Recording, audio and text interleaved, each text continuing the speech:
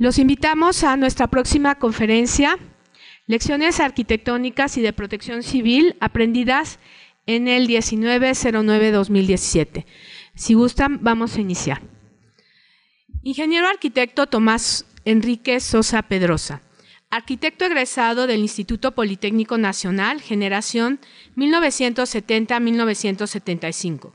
Actualmente docente e investigador de la Universidad Autónoma Metropolitana, plantel Azcapotzalco. Especialista en las UEAs en construcción pesada, ejercicio libre de la profesión. Gerencia de construcción, Grupo S y ASA. Superintendente, Grupo ICA. Construcción de diferentes líneas para el sistema de transporte. Colectivo Metro en el Distrito Federal en sus tramos y estaciones. De Velódromo a Patitlán, línea 9, de la Estación Morelos, línea 4 y Estación Politécnico, línea 5. Del Instituto del Petróleo a Lindavista, línea 6, Estación Lindavista, línea 6.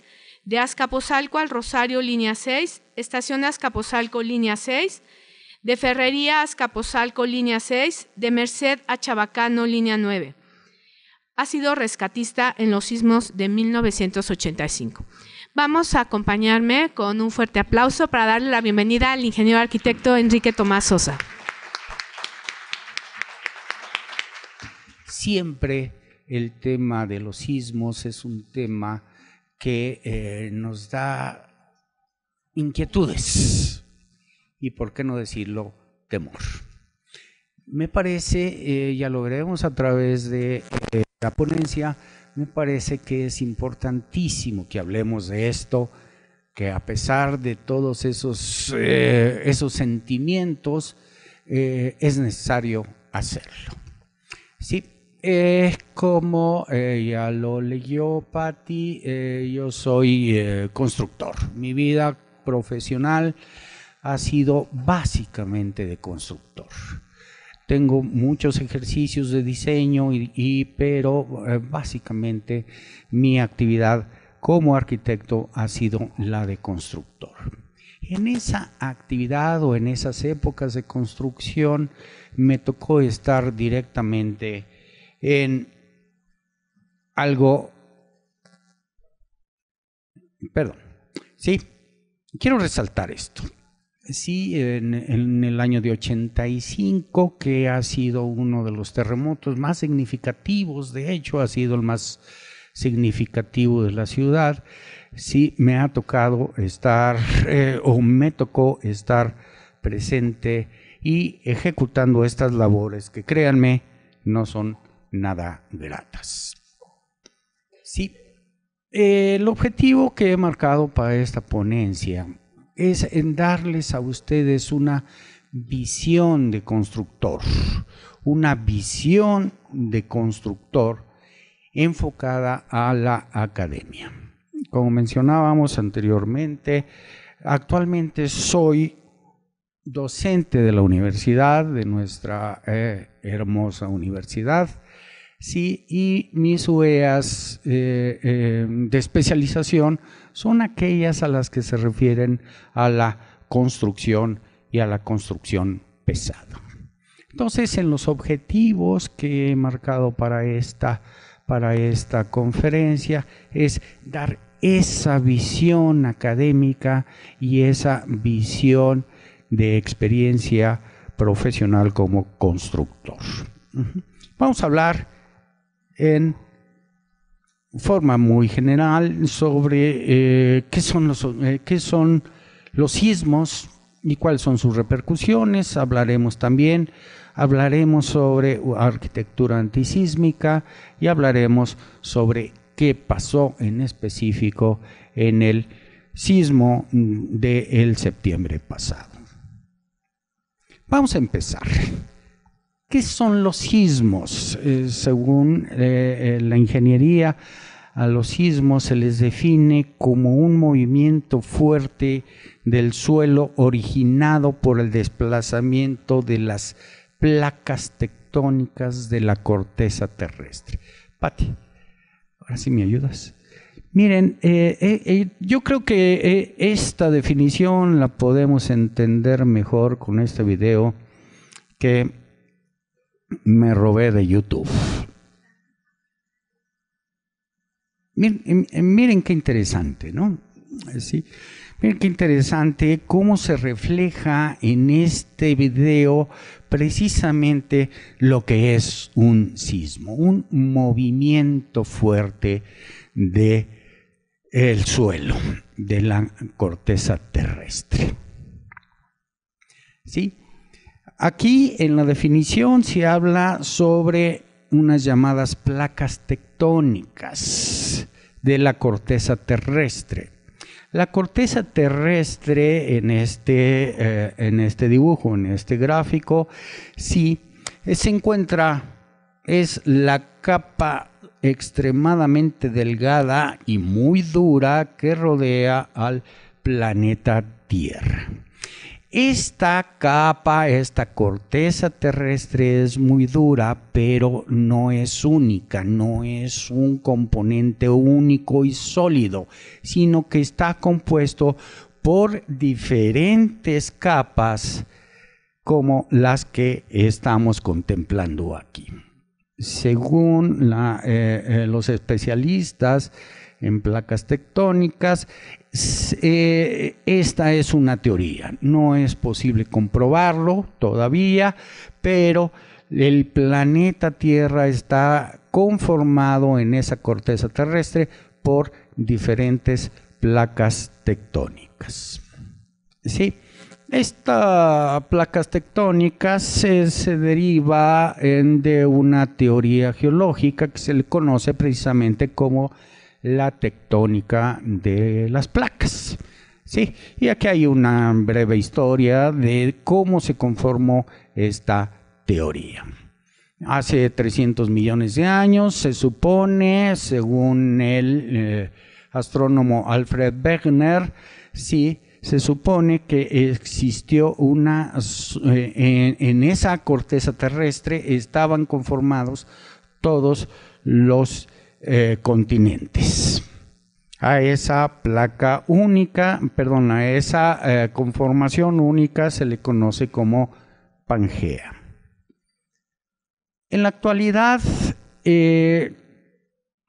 mencionábamos, estas son la distribución de esas placas tectónicas. Y estoy encerrando en este círculo rojo la ubicación de nuestro país y sobre estas placas tectónicas. Aprovecho el dibujo para hacer mención.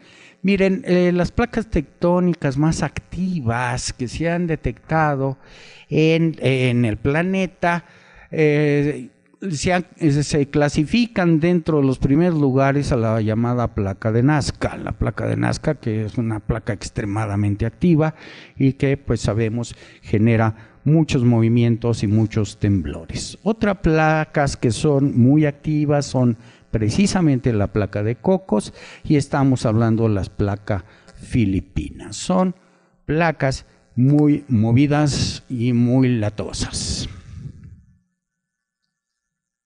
Sí, bien, entonces, regresando a la definición de lo que es un terremoto. Placas tectónicas que se mueven, que están en continuo movimiento.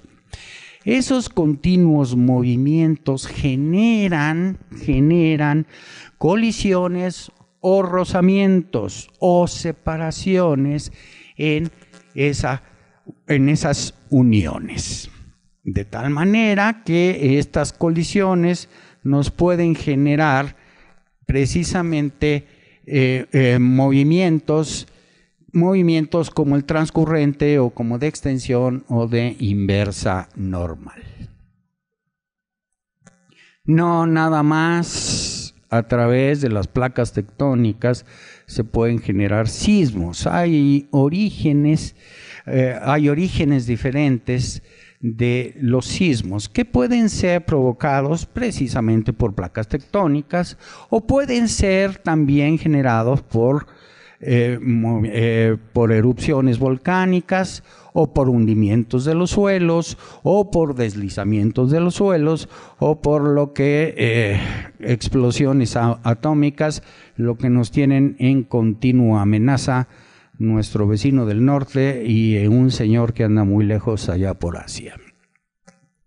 Toco madera, no sé ustedes, pero esperemos que jamás un sismo sea provocado por estas explosiones atómicas.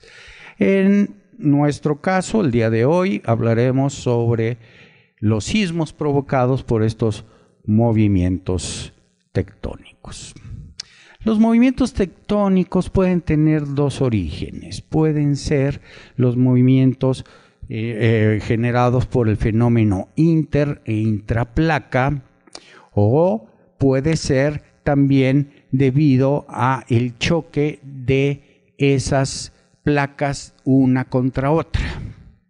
Un interplaca es cuando una placa se rompe o tiene fractura sin contacto con los otros. Este desplazamiento de las placas que acabamos de mencionar nos pueden generar tres tipos de fenómenos o de desplazamientos, que son la subducción, la transcursión o la convección. ¿Sí? El fenómeno de subducción lo pongo en primer plano porque es el fenómeno que afecta a nuestra ciudad. Básicamente, el fenómeno de subducción. ¿Qué es el fenómeno de subducción? El fenómeno de subducción se da cuando una placa tectónica se mete por debajo de una placa de otra placa. Normalmente la placa de menor tamaño se mete abajo de la placa de mayor tamaño, que es el caso de nuestro caso de nuestro país.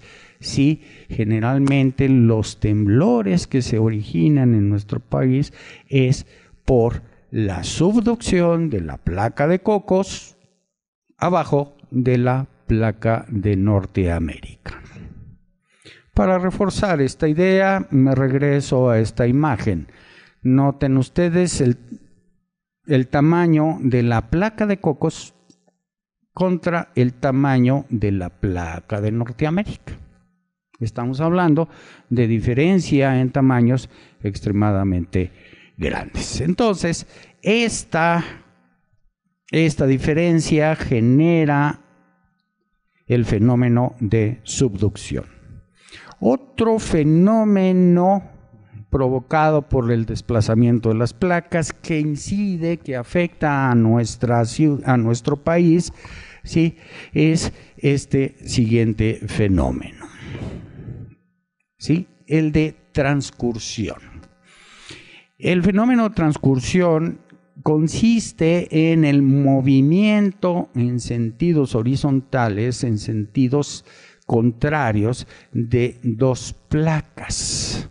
Este fenómeno de transcursión sucede normalmente en la zona norte de nuestro país. Cuando escuchan ustedes que hubo un temblor en Mexicali, que son muy frecuentes, es precisamente debido a este fenómeno de transcursión. Y el fenómeno de convección es un fenómeno que casi no es un elemento o es un componente que afecte a nuestro país. Por eso vamos a pasarlo por alto. Bien, entonces, en un temblor, cuando sucede ese punto de contacto entre las dos placas, sucede en el llamado foco. Este punto llamado foco es un punto de colisión, rozamiento o separación, que puede ser en estas dos placas. El epicentro, en estas definiciones, es el punto sobre la superficie terrestre ubicado directamente y de forma perpendicular sobre el foco. Estas profundidades, estas distancias en la capa en la corteza terrestre son variables. Estaremos hablando de 40, 50 kilómetros aproximadamente, que es donde se da estos rompimientos. Bien, entonces, cuando sucede ese contacto, ese punto de colisión, que es en este punto, emerge a la superficie terrestre y se genera el llamado epicentro. A partir de este punto se generan las llamadas ondas sísmicas. Esas ondas sísmicas se definen como al movimiento del suelo, este movimiento que es el resultante de la propagación de la energía. Todo lo que lo que tenemos aquí o lo que se genera aquí es, en el foco se genera una liberación de energía extremadamente alta. ¿Sí? Entonces, esa liberación de energía se transmite en la superficie del suelo a través de las llamadas ondas sísmicas. ¿Sí? Estas ondas sísmicas ya vimos cómo se reflejan y también lo podemos ver a través de este otro video que seguramente ustedes ya conocen. Gracias, Moy.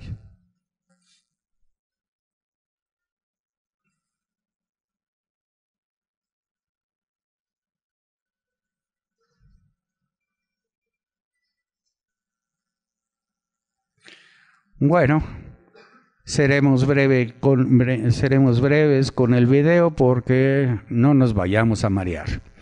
Vean ustedes las ondas sísmicas, cómo se reflejan en el agua. Esta imagen es importante que nosotros la tengamos, presentes porque es prácticamente la imagen o lo que sucede en la Ciudad de México cuando llega el temblor. Se manifiestan como si fueran olas en el agua. Me explicaré después. Bien, entonces, estas ondas sísmicas, este movimiento del suelo, nos genera en el propio suelo o en la superficie del suelo, ¿sí? Nos generan efectos como los que estamos viendo aquí. ¿Sí? Estamos contemplando cómo esos movimientos generan fracturas en la superficie del suelo. Bien, entonces, en el suelo nos generan imágenes como la que tenemos y en las estructuras arquitectónicas nos generan efectos como los que estamos viendo. Noten ustedes el movimiento de la estructura debido al sismo. Vean ustedes cómo hay fallas francas y después la caída total del edificio debido a estas ondas sísmicas. Estas ondas sísmicas nos quedan clarísimo que son dañinas, extremadamente dañinas a nuestras estructuras arquitectónicas.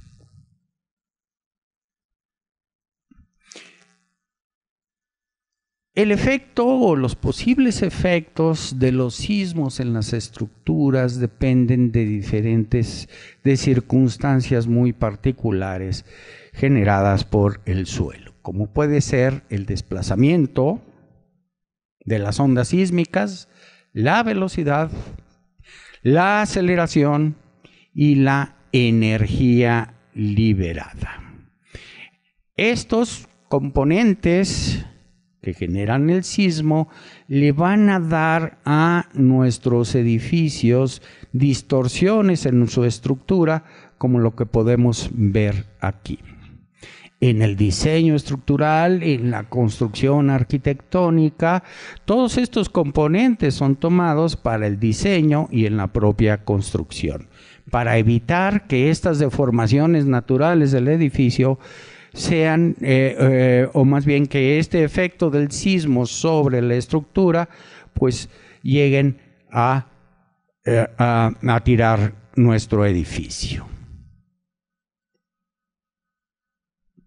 Bien, de estos componentes que habíamos hablado, de estos elementos de sismo que afectan a las estructuras, tenemos que añadirle algo más para poder entender el por qué los temblores, porque los sismos han generado esos daños históricos en nuestra Ciudad de México en particular. ¿Sí? Bien, entonces, vamos a empezar con estas estadísticas. Miren ustedes, según los mapas de riesgos del gobierno federal que a través del Consejo Nacional de Población ellos han elaborado, se puede decir que casi el 70% de la población de nuestro país está en riesgo debido a causas naturales. Así vemos, 12 millones de personas están expuestas a los efectos de los ciclones tropicales. 22 millones de personas a las inundaciones. 5 millones a corrimientos de tierra y el dato más espeluznante, 36 millones de personas estamos en riesgo debido a los sismos. Estamos hablando de una cantidad verdaderamente importante de los ciudadanos mexicanos a los que estamos expuestos a problemas naturales. Hablando de sismicidad, hablando de sismos, en razón de estos riesgos, nos ubicamos aquí. ¿Sí? Mencionábamos que las placas tectónicas son los componentes fundamentales de los sismos. Aquí en este mapa concentrado podemos ubicar a nuestro país, que está ubicado precisamente en la llamada placa de Norteamérica. La placa de Norteamérica colinda con la llamada placa del Pacífico. Y en las costas del sur de la ciudad, del país, nos encontramos que la placa de Cocos y la llamada placa de Rivera. Estos son los 4 elementos más incidentes de sismos en nuestro país y en nuestra ciudad.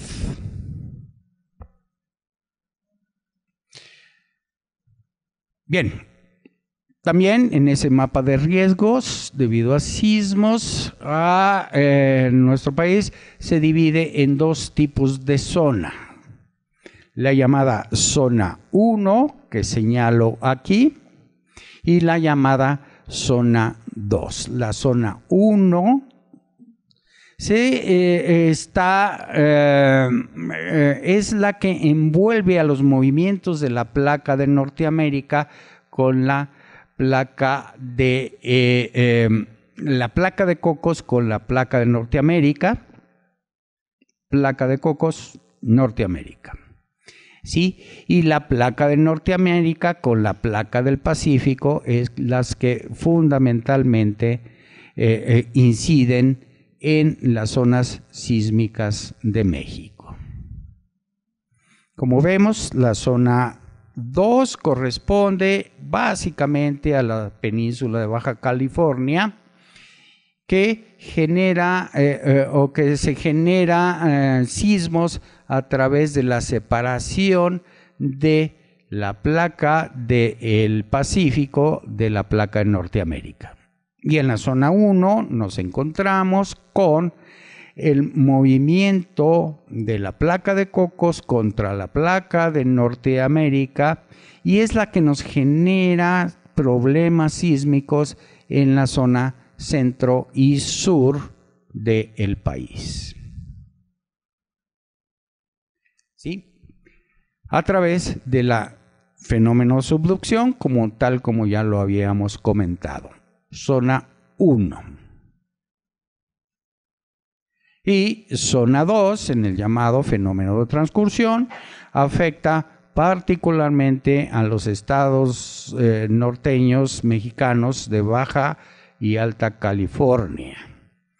Perdón, sur y norte. Y en Estados Unidos, que es la llamada Alta California, ¿sí? Es la que se genera particularmente este fenómeno de transcursión. Aquí también vemos cómo esa separación entre una placa y la otra se refleja en la llamada falla de San Andrés, la famosa falla de San Andrés que vemos en películas continuamente y que nos hace mucho ruido. Bien, la sismicidad en México, compañeros, ha sido un fenómeno a atacar, ha sido un problema que las autoridades y los científicos mexicanos han empezado a entender y a tratar de resolver desde los años de 1900. En el año 1910, a través de iniciativas del presidente Porfirio Díaz, ¿sí? Se empezó a estudiar lo que es ese fenómeno del sismo. En el año de 1910 empezaron a ubicarse las primeras subestaciones con sismómetros, básicamente en Chapultepec. Aquí en lo que tenemos es los llamados sismógrafos, que son los que registran a través de ciertos mecanismos, sí, estos movimientos de tierra. Bien. Mencionábamos hace un momento que en el año de 1985, sucedió el sismo más significativo en nuestro país. El sismo de 1985, compañeros, generó un movimiento científico, técnico muy interesante, obligó a los especialistas en sismos, obligó a generar nueva normatividad para poder resolver de mejor manera el problema de los sismos. Además, adicional a esas soluciones técnicas, también se generaron a partir de este sismo de 85 acciones de protección civil que antes no existían. Anteriormente la sociedad mexicana no sabía qué hacer cuando temblaba. Ahora, aparte de espantarnos, pues ya tenemos acciones que van a resolver o repercuten en cierta medida en nuestra salvaguarda. Entonces, a partir del sismo de 85 se generaron esas acciones, llamémosle antisísmicas. Hablando de arquitectura o de construcciones antisísmicas, ¿cómo se pretende o se pretendió resolver a través de ese momento el problema de sismo? A través de cálculos antisísmicos más resistentes, más estrictos, sistemas constructivos antisísmicos. Aquí en la foto lo ejemplificamos a través de un sistema mecánico existente en la Torre Mayor. ¿Sí? Estos sistemas mecánicos le dan a la Torre Mayor, le dan un efecto antisísmico muy potente y muy eficiente. Entonces, a través de sistemas constructivos, podemos, o se han dado a nuestras estructuras, se le han dado acciones o mecanismos de resistencia antisísmica.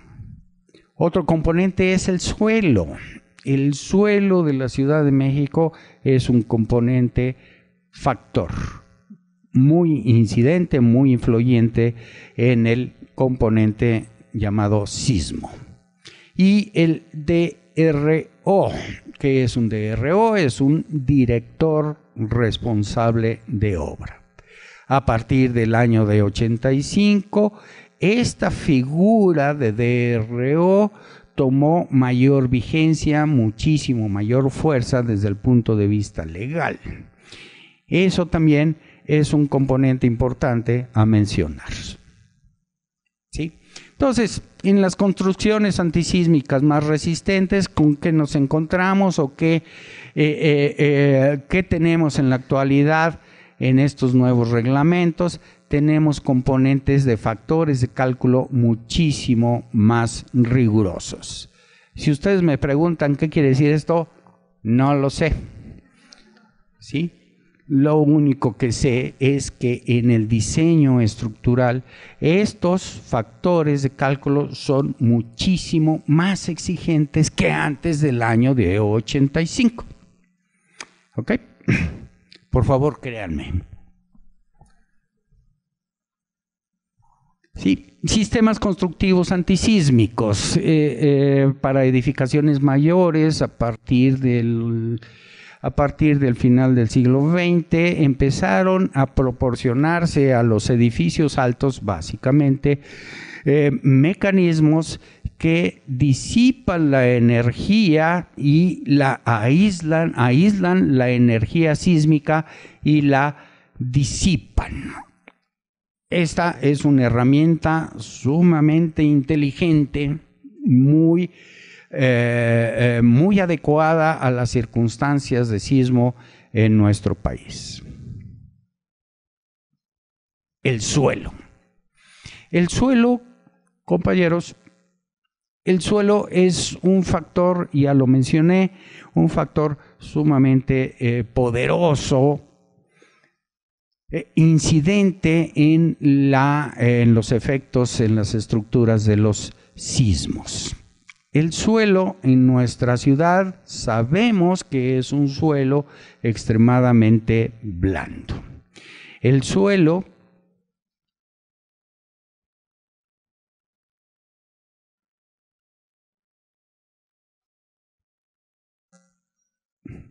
ahí está nuestro suelo, ¿sí?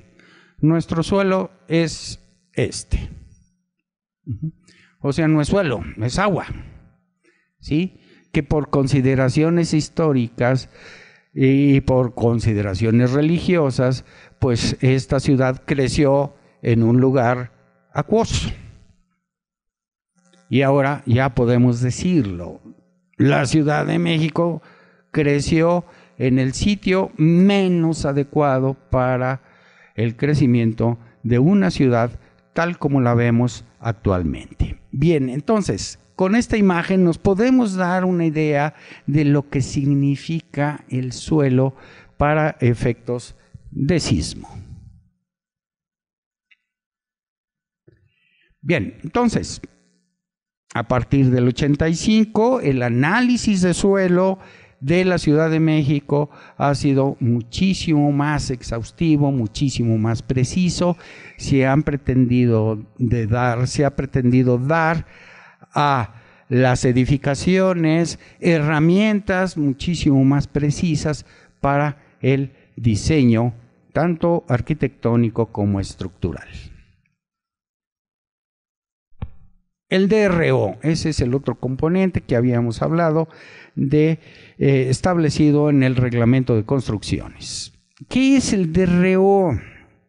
El DRO es una figura legal establecida en el reglamento de construcciones. Esta figura legal, que normalmente la cubre un profesionista ligado a la arquitectura y a las ingenierías, toma la responsabilidad jurídica y las obligaciones otorgadas por la normatividad relacionada con la construcción arquitectónica de infraestructura urbana y de obra civil. ¿Qué es el DRO en términos más concretos?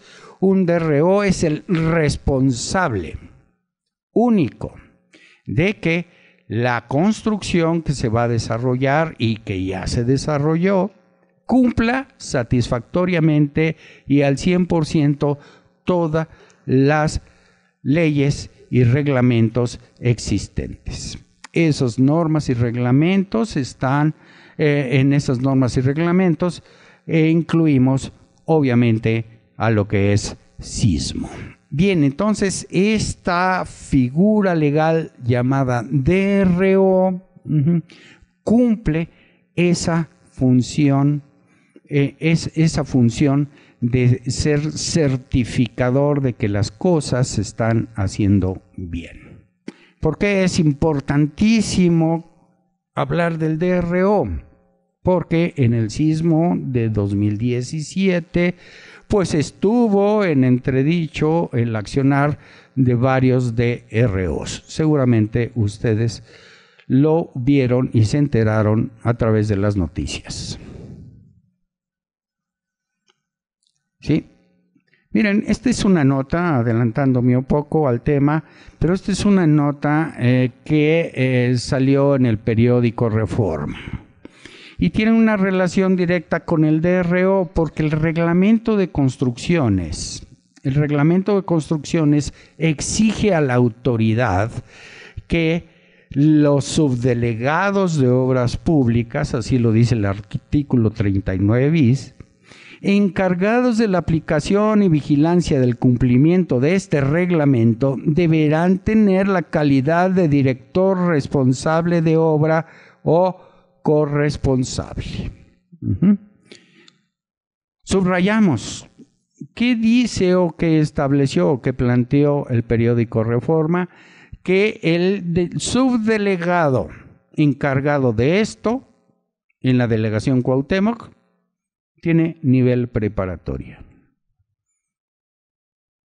Venustiano Carranza, preparatoria.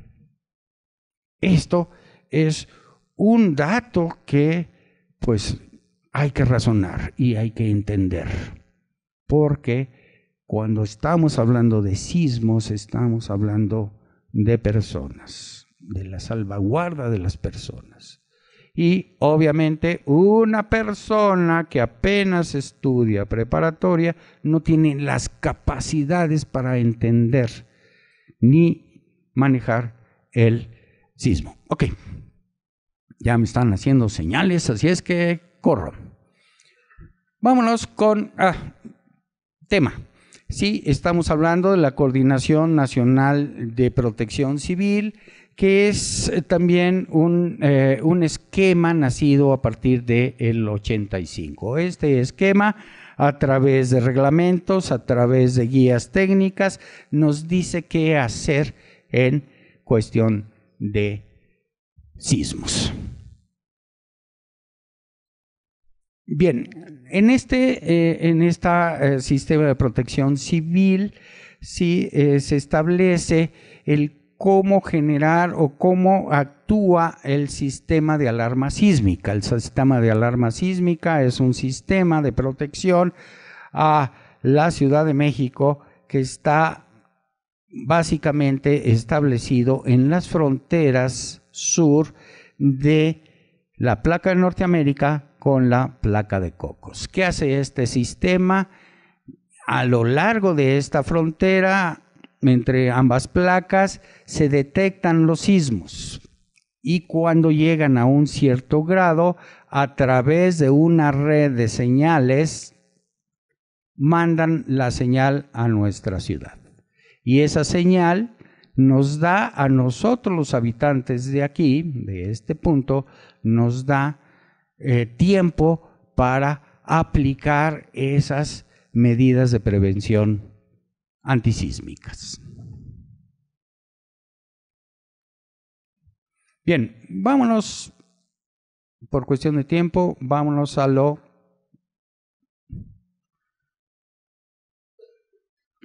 esto. ¿Sí? ¿Qué pasó en el año pasado, en 19 de septiembre? Sucedió que hubo un sismo de 7.1 grados. El epicentro, tal como ya lo explicamos, que debemos de entender por eso, se ubicó en la frontera de los estados de Morelos y Puebla a 12 kilómetros. El foco se ubicó a 57 kilómetros. Y la distancia a la Ciudad de México fue de 120 kilómetros. Debido a esta distancia de epicentro a la Ciudad de México, por eso primero sentimos el temblor y luego sonaron las alarmas sísmicas, porque el sistema que veíamos en las imágenes anteriores, ¿sí?, mandaron la señal, lo sintieron, la mandaron para acá y luego la mandaron al norte. ¿Sí? Aquí en este gráfico vemos que el sismo se dio bajo la Ciudad de México, casi, ¿sí?, a 57 kilómetros, y fue llamado un sismo intraplaca. Bien, entonces, aquí tenemos algunos datos. 369 personas fallecieron. Hasta la fecha se tienen estos datos, todavía falta por completarlos. En la Ciudad de México, 228 viviendas destruidas parcialmente y 44 puntos de derrumbes o colapsos se detectaron en la ciudad. Un análisis ya muy preciso, se detectó que los edificios mayormente afectados fueron los que tenían entre 4 y 7 niveles. Eso debido a una circunstancia como la que vemos aquí en este gráfico, ¿sí? El efecto de las estructuras de un sismo tiene una relación directa entre la aceleración sísmica y el tiempo de resonancia con el periodo fundamental de vibración de los edificios. ¿Qué significa esto? Que cuando tiembla, un edificio se mueve y tiene un periodo natural de movimiento.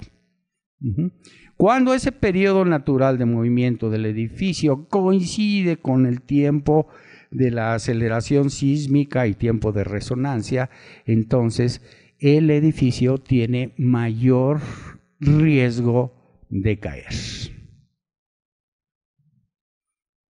Entonces, sí, ya para efectos más precisos, se ha detectado que el sismo afectó mayormente a edificaciones con estas circunstancias de construcción, el llamado piso suave.